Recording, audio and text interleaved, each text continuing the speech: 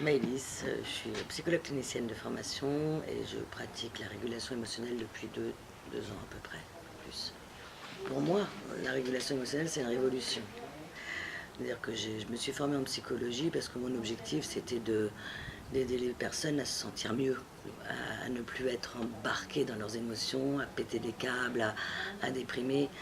Donc je suis sortie des cours de psycho et je me suis rendu compte que je pouvais peut-être faire des diagnostics, mais en aucun cas je pouvais aider les gens à aller mieux.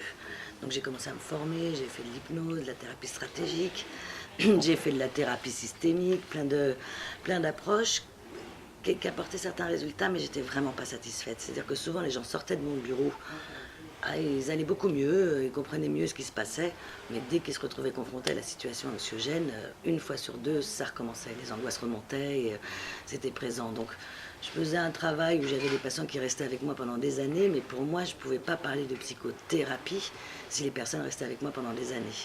Donc c'est pour ça que j'ai continué à chercher et que je suis tombée un peu par hasard sur cette approche voilà, qu'est la régulation émotionnelle. Et pour moi, c'est la substance active de la thérapie. C'est-à-dire qu'en y repensant, j'ai fait des séances qui ont très bien fonctionné. Et quand je repense à ces séances-là, j'amenais la personne à retrouver un souvenir, à revivre un souvenir qui était compliqué. À ce moment-là, elle ne se sentait pas bien. Et moi, je faisais à ce moment-là, peut-être la seule chose que j'arrivais à faire, c'est rien. Je- J'attendais, je me disais, ben, laisse-la au moins, elle vit ça, elle n'est pas toute seule, tu es à côté d'elle. Et du coup, ben, souvent, ça se calmait, et puis après, ça allait beaucoup mieux. La fois d'après, elle me disait, ça c'est réglé, ça y est, j'ai réglé ce truc-là. Et en y repensant, je pense vraiment que sans faire exprès, je l'amenais à revivre l'instant, et en ne faisant rien, à laisser les sensations évoluer jusqu'à ce qu'elles s'apaisent, quoi. Pour moi, ce qu'il y a d'essentiel dans cette approche-là, c'est que cette capacité naturelle, nous l'avons tous. Et qu'en fait, même, elle s'est déjà activée en nous peut-être des dizaines de fois. Et on s'en est pas rendu compte.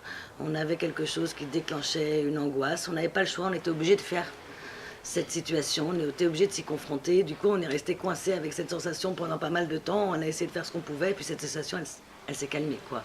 Donc moi, mon objectif, quand quelqu'un vient me voir en me disant j'ai une phobie dans les transports, c'est que non seulement quand elles sortent de la séance, cette phobie-là, ces sensations désagréables quand elle était confrontée au transport, elles disparaissent définitivement, mais surtout qu'elle a compris que ce qu'on a fait, elle peut le faire dans d'autres situations.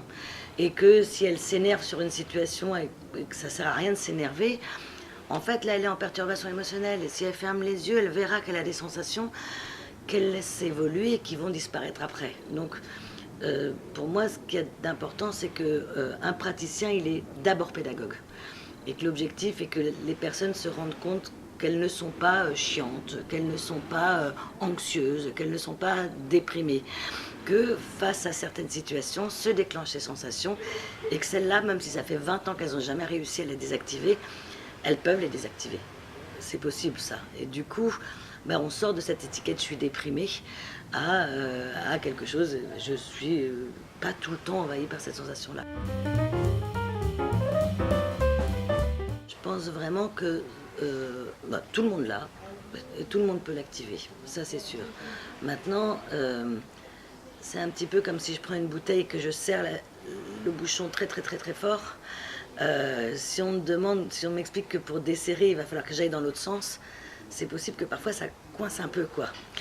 Quand j'ai compris, ça va marcher du premier coup.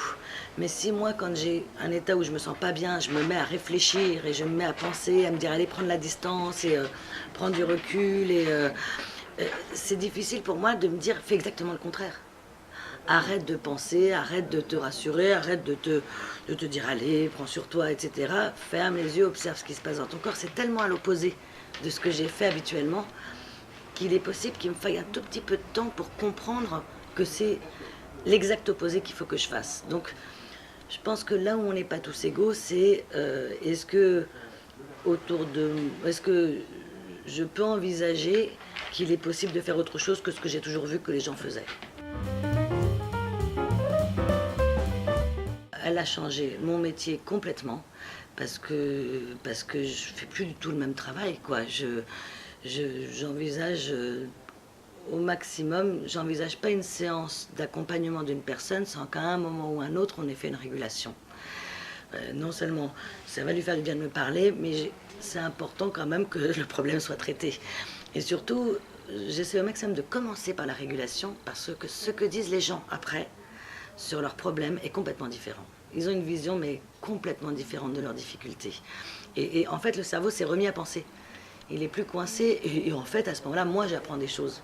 Quand je discute avec les gens, là, ils sont redevenus libres et ce qu'ils ont d'unique, ben là, à ce moment-là, ils peuvent me le communiquer, quoi.